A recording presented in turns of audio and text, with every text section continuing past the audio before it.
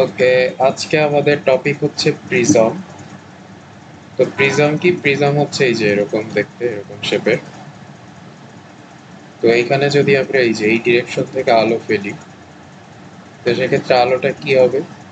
Deflected হয়ে যাবে, deviation ঘটবে। অর্থাৎ আলো এই যে এদিকে যাচ্ছিল, আলো বেঁকে কি হবে? এইখানে এখানে বেঁকে আলটিমেটলি অন্যদিকে চলে যাবে। অর্থাৎ আলোর ডিফ্লেকশন হবে, যে এদিকে আসলে এভাবে চলে যাবে। তো এখানে কি হচ্ছে? আলোর ডেভিয়েশন হচ্ছে। তো প্রিজমের মাধ্যমে আমরা এভাবে ডেভিয়েশন ঘটে। এখন প্রিজমের এই শেপটা এরকম ত্রিভুজাকার কেন? এরকম কেন? সেটা হচ্ছে যে যদি ত্রিভুজাকার না হয় সমান্তরাল হতো, এই যেটা যদি আয়তক্ষেত্রের মতো হতো, তো এই ক্ষেত্রে আমরা জানি যে আপতন কোণ এবং মানে এই যে যে মধ্যে ঢুকবে, ঢুকে প্রতিসরিত হবে, ঠিক আছে, আবার বেরোনোর সময় কিন্তু সমান্তরালই, মানে যেভাবেই হোক ঢোকার সময় যেই অ্যাঙ্গেলে ঢুকবে, বেরোনোর সময় সেম অ্যাঙ্গেলে বের হয়ে যাবে। এটা এরকম দেখা যায় যে এদিকে যদি আসে আলটিমেটলি এদিকে যাই হোক বেরোনোর সময় সমান্তরালি বের হয়ে যাবে, অবশ্যই যে এদিক দিয়ে এসে যাবে। বাট এটা অ্যাকচুয়ালি সমান্তরাল, মানে কোনো ডেভিয়েশন ঘটবে না। বাট এই জায়গায় যদি আমি এই যে যেই সারফেসটা, এই সারফেসটা যদি এরকম হেলে দিতাম, সেক্ষেত্রে ওই প্রিজমের মতো ঘটনা ঘটতো। এদিক দিয়ে এসে এদিক দিয়ে এসে এভাবে চলে যেত, অর্থাৎ সেক্ষেত্রে কিন্তু প্যারালালি যেত না, অর্থাৎ একটা ডিফ্লেকশন আমরা পেতাম। সো এইটাই হচ্ছে প্রিজমের মূলনীতি, যে প্রিজমে আমরা এই যে আলোকে ডিফ্লাক্ট করতে পারি, ডেভিয়েশন ঘটে, বিচ্যুতি ঘটে। সেটা যদি হয় তাহলে এই যে এই বিচ্যুতিটা কত ঘটে এইটা আমরা বের করব। তো এটা যদি দেখি ম্যাথমেটিক্যালি, যে ফর এক্সাম্পল একটা প্রিজম আঁকি। এই যে হচ্ছে একটা প্রিজম, এই প্রিজমের এই অ্যাঙ্গেলটা বললাম, এই অ্যাঙ্গেলটা হচ্ছে এ। এবং কোনো একটা আলো আসলো, এই বরাবর আসলো, আপতিত হলো, এই বরাবর আসলো, এবার এদিকে বেঁকে গেল। কেন এই যে এরকম হচ্ছে? এখানে ওই যে বিভেদ তলের উপর যদি অভিলম্ব আঁকি, এই যে হচ্ছে একটা অভিলম্ব হবে এইখানে, আর এইটা হবে আর একটা অভিলম্ব এই পয়েন্টে। তাহলে এই যে এইটা হচ্ছে ইনসিডেন্ট অ্যাঙ্গেল, এটা বললাম I1, এটা রিফ্লেকশন অ্যাঙ্গেল R1। এটা আবার এই যে সেকেন্ড সারফেসের ইনসিডেন্ট অ্যাঙ্গেল, এটা বললাম R2, আর এটা হচ্ছে I2। তাহলে আলো এদিক দিয়ে আসলো, এবং অবশ্যই যেহেতু প্রিজমের এটা যেহেতু ঘনমাধ্যম, এবং ধরলাম এটা হচ্ছে শূন্য মাধ্যম, তো সেই ক্ষেত্রে প্রিজমের যে প্রতিসরণাঙ্ক, সেটা কিন্তু প্রিজমের প্রতিসরণাঙ্ক কিন্তু মিউ। প্রিজমের যে পদার্থ যেটা দিয়ে তৈরি, তার প্রতিসরণাঙ্ক হচ্ছে মিউ। তো এই জন্য আর অবশ্য অবিলম্বের দিকে বেঁকে যাবে, এই যে অবিলম্বের দিকে বেঁকে গেল। তারপর আবার যখন এই যে গণমাধ্যম থেকে হালকা মাধ্যমে বের হবে, তখন আবার অবিলম্ব থেকে দূরে সরে যাবে। তো এইটা এখন আমরা এই পয়েন্ট তো এ, এই পয়েন্টের নাম দিলাম ও, এই পয়েন্টের নাম দিলাম পি, এই পয়েন্টের নাম দিলাম কিউ। ওকে, তো এটা যদি হয় তাহলে এখন আমরা এখানে যেটা দেখবো সেটা হচ্ছে যে আমাদের ডিফ্লেকশন অ্যাঙ্গেল কোনটা বা ডেভিয়েশন কোনটা, বিচ্যুতি কত, সেটা হচ্ছে এই যে যাওয়ার কথা ছিল এদিকে, বাট আলটিমেটলি গেছে কোন দিকে? আলটিমেটলি গেছে হচ্ছে এই বরাবর। সো আমার ডেভিয়েশন কিন্তু এইটা, এইটা এই অ্যাঙ্গেলটা হচ্ছে আমাদের ডেল। তাহলে এই যে যে পয়েন্টটা, এই পয়েন্টটাকে আমরা বললাম আর। ওকে, এই পয়েন্টটা হচ্ছে আমাদের আর, আর এটা হচ্ছে আমাদের ডেভিয়েশন ডেল। এখন যদি আমরা বলি যে আমাদের যে ত্রিভুজ, এই ত্রিভুজ আর পি কিউ, ত্রিভুজ আর পি কিউ, ত্রিভুজ আর পি কিউ থেকে কি বলতে পারি? ত্রিভুজ আর পি কিউর এই যে ডেল, যেটা ডেলটা, এই ডেলটা হচ্ছে বহিস্থ কোণ। তাহলে এই যে যে বহিস্থ কোণ, আমরা জানি যে বহিস্থ কোণ অন্তস্থ বিপরীত কোণ দ্বয়ের সমান। অন্তস্থ বিপরীত কোণ দ্বয় কোণটা, সেটা হচ্ছে একটা হচ্ছে অ্যাঙ্গেল আর পি কিউ প্লাস অ্যাঙ্গেল আর কিউ পি, আর কিউ পি, অর্থাৎ এই যে এই অ্যাঙ্গেল অ্যান্ড এই অ্যাঙ্গেল, এই দুই অ্যাঙ্গেলের সমান। তো এই দুই অ্যাঙ্গেলের যদি সমান হয়, সেক্ষেত্রে আমরা বলতে পারি যে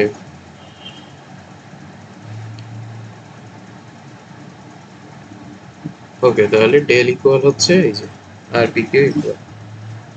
এখন এই যে আর পি কিউ অ্যাঙ্গেল, এই অ্যাঙ্গেল কি? যে এটা যেহেতু আই, এই অ্যাঙ্গেলটা আই, কালার চেঞ্জ করি।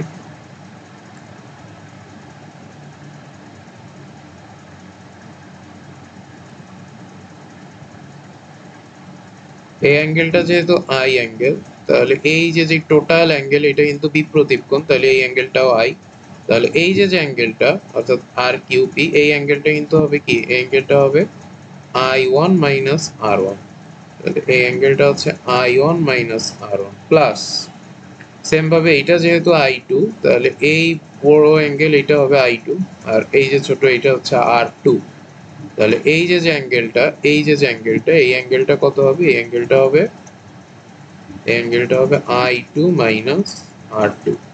তাহলে এটা হচ্ছে I two minus R two. তাহলে এটাকে এইভাবে লেখা যায় যে I one plus I two minus R one plus R two, এইভাবে লেখা যায়। আবার তাহলে এটা আমরা 1 নম্বর ইকুয়েশন দিয়ে রাখলাম। আবার এইখান থেকে কি করা যায়, এইখান থেকে আমরা একটু মুছে ফেলি। ওকে, এখন আমরা বলতে পারি যে এই যে যে একটা চতুর্ভুজ,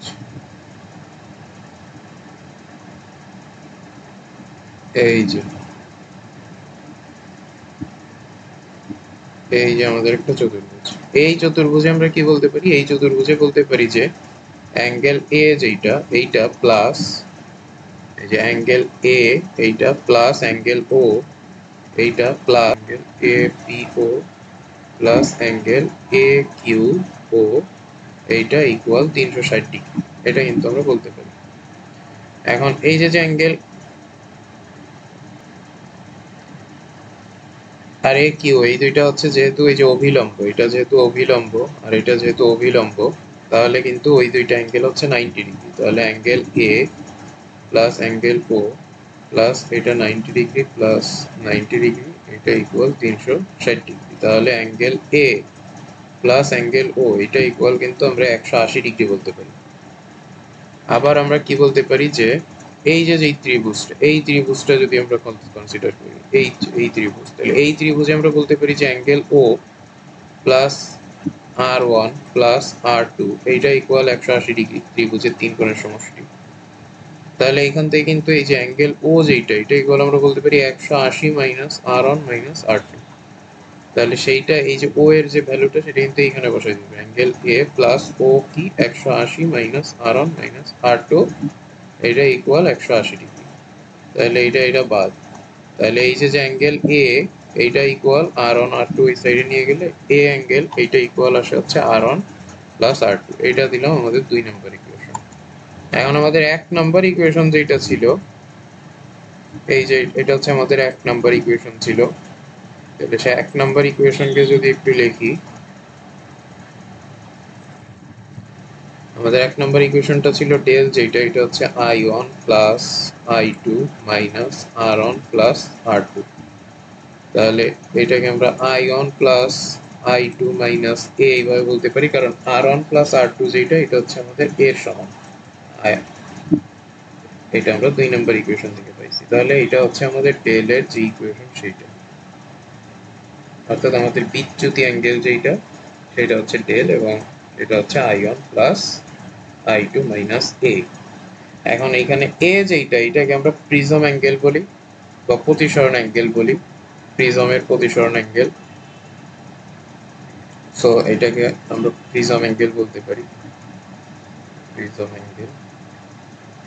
সেই প্রিজম অ্যাঙ্গেলটা যদি জানি, আই ওয়ান আই টু জানলে আমরা এই যে ডেলটা এইভাবে বের করে ফেলতে পারি। এখন এই ডেলটা, এই যে ডেল, এই ডেলের বিভিন্ন ভ্যালু হতে পারে। এই ডেলের মিনিমাম ভ্যালু কত সেটা আমরা চাই। যেমন এইখানে যদি আমরা এই বরাবর যদি আলো নিক্ষেপ করি, সেক্ষেত্রে আমরা একটা ডেল পাবো। আমরা যদি অন্য দিকে, যেমন এই বরাবর না করে আমরা যদি একটু এদিকে করতাম, সেক্ষেত্রে কিন্তু আরেকটা ডিফ্লেকশন পেতাম। সো এই যে বিভিন্ন ইনসিডেন্ট অ্যাঙ্গেলে আমরা যদি, অর্থাৎ আমাদের এই যে ইনসিডেন্ট অ্যাঙ্গেল, এটা বিভিন্ন অ্যাঙ্গেলে নিক্ষেপ করলে আমরা বিভিন্ন ডেলের ভ্যালু পাই। এখন এই ডেলের ভ্যালুটা কার উপর ডিপেন্ড করে, আমাদের যে ইকুয়েশন, এই ইকুয়েশন থেকে ডেলের যে ইকুয়েশন পেলাম সেটা হচ্ছে i1 plus i2 minus a। এটা দেখে মনে হচ্ছে যে ডেলের ভ্যালুটা হচ্ছে i1 এবং i2, যেহেতু a এর ভ্যালুটা প্রিজম অ্যাঙ্গেল এটা তো কনস্ট্যান্ট, তাহলে ডেলের ভ্যালুটা i1 এবং i2 এর উপর ডিপেন্ড করে, এবং এই জায়গায় i2 কে আমরা i1 এর মাধ্যমে এক্সপ্রেস করব, এবং আমরা দেখব যে আমাদের প্রথম যে আপতন কোণ i1, এই ডেলটা শুধুমাত্র i1 এর উপর ডিপেন্ড করে। তাহলে সেটা যদি করতে চাই তাহলে আমরা এইভাবে বলতে পারি যে আমাদের এই যে যেটা ছিল প্রিজমের ক্ষেত্রে,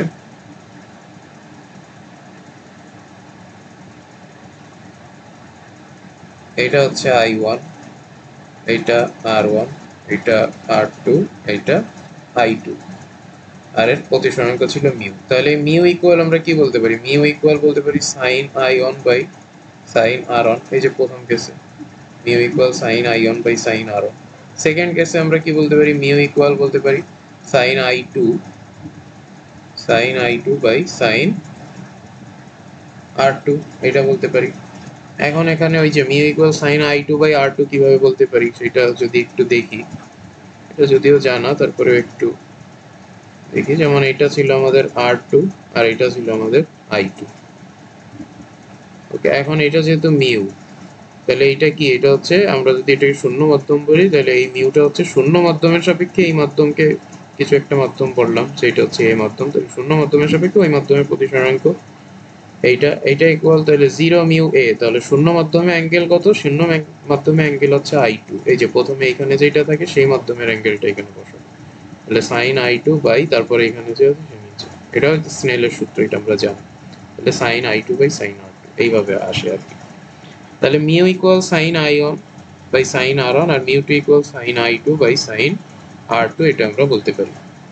তাহলে এইখান থেকে আমরা ওই যে সাইন, আমাদের কাজ কি? সাইন i2 কে সাইন i1 এর মাধ্যমে এক্সপ্রেস করব।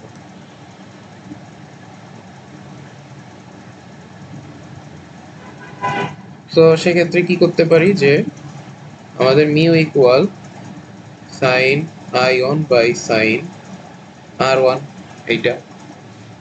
এইখান থেকে আমরা সাইন r1 এর ভ্যালু কি পাই? সাইন r1 এটা equal sine i1 divided by mu. তাহলে এইখান থেকে r1 ইকুয়াল কি পাই? r1 equal pi sine inverse sine i1 divided by mu. Okay, এরপর মিউ ইকুয়াল আরো আমরা কি পেলাম সেটা হচ্ছে sign i2 by sine r2। তাহলে এইখান থেকে সাইন i2 ইকুয়াল কি pi? Sine i2 equal pi mu into sine r2। তাহলে i2 ইকুয়াল আমরা পেলাম sine inverse mu into sine r2। এখন এই যে r2, সেই r2 ইকুয়াল কি? এটা কিন্তু আমরা জানি যে আমাদের ওই যে a ইকুয়াল আমরা পেলাম একটু আগে, a equal r1 plus r2। তাহলে এই যে r2, এই r2 কে আমরা বলতে পারি a মাইনাস r1, এটা বলতে পারি। তাহলে এখানে i2 যেটা, i2 ইকুয়াল বলতে পারি sine inverse mu into sine a minus r1। আরো কি বলতে পারি? এই যে r1, সেই r1 ইকুয়াল পাইলাম কি? সাইন ইনভার্স এই যে এখানে r1 ইকুয়াল, তাহলে i2 ইকুয়াল বলতে পারি sine inverse mu into sine a minus sine inverse sine i1 by mu, এটা আমরা বলতে পারি। তাহলে i2 কে আমরা কিসের মাধ্যমে এক্সপ্রেস করছি? i1 এর মাধ্যমে এক্সপ্রেস করছি। এই যে a কনস্ট্যান্ট, মিউ কনস্ট্যান্ট, তাহলে i2 ইকুয়াল i এর মাধ্যমে এক্সপ্রেস করছি। এখন যদি আমরা ডিফ্লেকশনটা দেখি, আমাদের ডিফ্লেকশন ডেল এটা কি ছিল? i1 plus i2। i2 মানে কি? i2 মানে sine inverse mu sine a minus sine inverse sine i1 by mu. তাহলে এইটা হচ্ছে আমাদের, এইটা মাইনাস এল, যে i1 প্লাস এটা হচ্ছে i2 মাইনাস a। তাহলে এইখান থেকে আমরা যদি দেখি যে আমাদের মিউ ডেল যেটা, এই ডেলটা শুধুমাত্র আমাদের কার উপর ডিপেন্ডেন্ট? সেটা হচ্ছে i1 এর উপর ডিপেন্ডেন্ট। অর্থাৎ i1 চেঞ্জ করলে আমাদের ডেলটা কিন্তু চেঞ্জ হবে। তো ডেলটা যদি চেঞ্জ হয় এই ক্ষেত্রে আমাদের কন্ডিশন কি, কন্ডিশন হচ্ছে যে আমরা ডেল মিনিমামটা খুঁজে বের করতে চাই। তো এইটার ক্ষেত্রে ওই যে আমরা জানি যে যেহেতু এখানে আই এর উপর ডিপেন্ড করে, তাহলে এর মিনিমাম ভ্যালুর ক্ষেত্রে কন্ডিশন হবে আই ওয়ান এর রেসপেক্টের যে ডিফারেন্সিয়াল এইটা হচ্ছে 0। এখন এই ডিফারেন্সিয়ালটা যদি 0 হয় তাহলে এই যে এই জিনিসকে ডিফারেন্সিয়েট করা লাগবে, যেটা ভেরি টাফ। তো এটার একটা সহজ ওয়ে আছে। সহজ ওয়েটা কি, যে আমরা এই যে আই1 ভার্সেস ডেল এর গ্রাফ আঁকবো, এবং এই গ্রাফ হাতে আঁকাও অনেকটা, সো আমরা কম্পিউটারে গ্রাফ আঁকবো ইজিলি। এই ইকুয়েশনের যদি আমরা গ্রাফ ড্র করি তাহলে সেই গ্রাফটা হবে অনেকটা এরকম, কোনো একটা কিন্তু শুরু হবে, অর্থাৎ আই1 এই অ্যাক্সিস বরাবর আমরা রাখলাম আই1, আর এই অ্যাক্সিস বরাবর হচ্ছে ডেল। তাহলে আই1 এর ভ্যালু একটা সার্টেন দিয়ে শুরু হইলো, এবং 0 তে আমরা ডেল এর কিছু একটা ভ্যালু পাইলাম, এবং দেখা যাবে যে এরপর থেকে আই1 যত বাড়ে ডেল এর ভ্যালু কমে, এবং কমতে কমতে একটা পর্যায়ে ডেল এর ভ্যালুটা মিনিমাম হয়, এবং এইখানেই এই ডিফারেন্সিয়ালের ভ্যালুটা 0। এবং এই পয়েন্টে দেখা যায়, এই পয়েন্টে যে আই1, তার ফলে যে ডেল এর ভ্যালু, সেইখান থেকে আমরা দেখতে পারি যে এই পয়েন্টে যে আই1, তার জন্য আমরা আই1 ইকুয়াল আই2 পাই। কিভাবে পাই সেটা ওই যে del equal আই1 plus আই2 minus A. তাহলে এইখানে আই1 এর যে ভ্যালুটা, এটা অলওয়েজ মানে এটা এখানে বসালে আমরা বলবো আই1 ইকুয়াল আই2। এটা ওই যে করে আমরা গ্রাফিক্যালি যদি এটা বের করি, এই পয়েন্টটা আই1 বের করি, তাহলে অর্থাৎ আমাদের প্রথম ক্ষেত্রে যে আপতন কোণ এবং শেষে যে প্রতিসরণ কোণ আই2, এই দুইটা কি হবে, ইকুয়াল হবে। এবং এই দুইটা যদি ইকুয়াল হয়, আই1 এবং আই2 হবে ইকুয়াল, তাহলে আমরা এই ক্ষেত্রে বলতে পারি যে আই1 ইকুয়াল আই2, এবং সেটা ইকুয়াল হবে আই।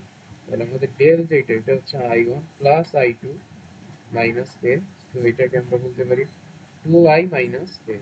এটা হচ্ছে ডেল মিনিমাম ডেল এটা। তাহলে ডেল এম এটা ইকুয়াল 2i মাইনাস এ।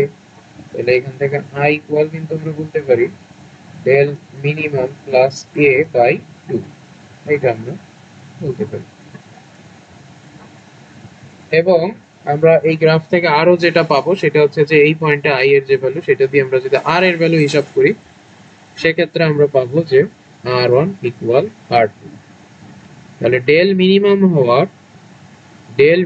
হওয়ার আমরা যে কন্ডিশন পেলাম, এই কন্ডিশন দুইটা।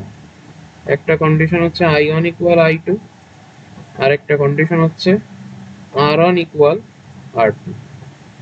অর্থাৎ আই1 ইকুয়াল আই2 হবে এন্ড আর1 ইকুয়াল হবে আর2, এই দুইটা আমাদের কন্ডিশন। তাহলে সেখান থেকে আমরা আর1 ইকুয়াল আর2 এটা যদি হয়, সেক্ষেত্রে আমরা ওই যে এ ইকুয়াল জানি যেটা আর1 প্লাস আর2।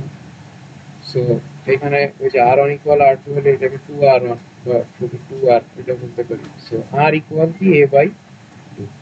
তাহলে আমরা i ইকুয়াল পেলাম এইটা, আর আর ইকুয়াল পেলাম এইটা। এখন কিন্তু আমরা মিউ এর ভ্যালুটা বের করে ফেলতে পারি। আমরা মিউ ইকুয়াল যেটা জানি, মিউ ইকুয়াল অলরেডি যেটা জানি, sin i1 by sin r1 equal sin i2 by sin r2।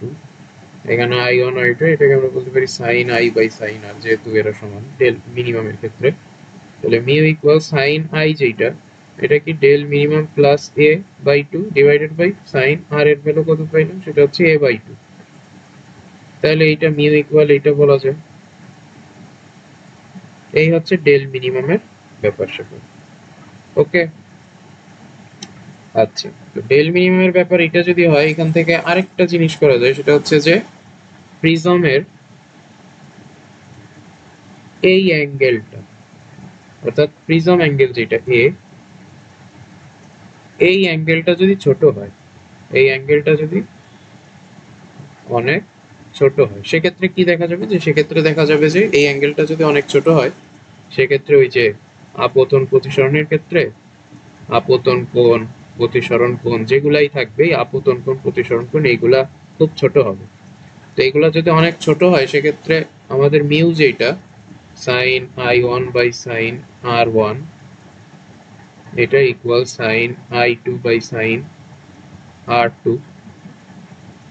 তো angle I1, I2, R1, R2 সবাই অনেক ছোট, যেহেতু প্রিজম অ্যাঙ্গেল অনেক ছোট হবে, এরা সবাই ছোট হবে। এরা যদি সবাই ছোট হয় সেক্ষেত্রে কিন্তু আমরা সাইন I1 এটাকে শুধু I1 বলতে পারি, অ্যাঙ্গেল অনেক ছোট হলে রেডিয়ানে আমরা হিসাব করতে পারি, এটা আমরা জানি।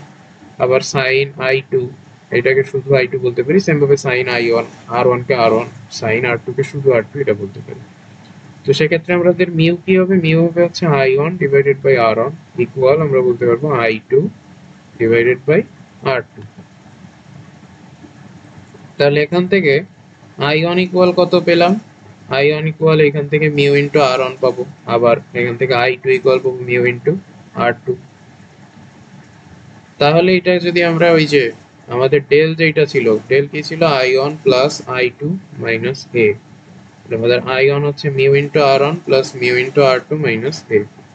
তাহলে এইখান থেকে কিন্তু মিউ কমন যায়, মিউ কমন গেলে এখান থেকে থাকে R1 plus R2 minus A।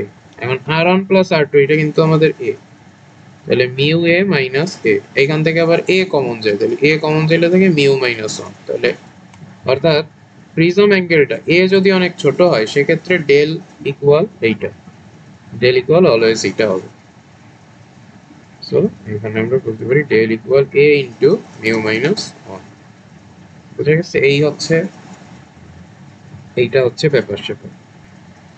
এখন আমরা যেটা দেখব সেটা হচ্ছে যে আমাদের প্রিজমের ক্ষেত্রে, যেমন আমরা যদি মাল্টি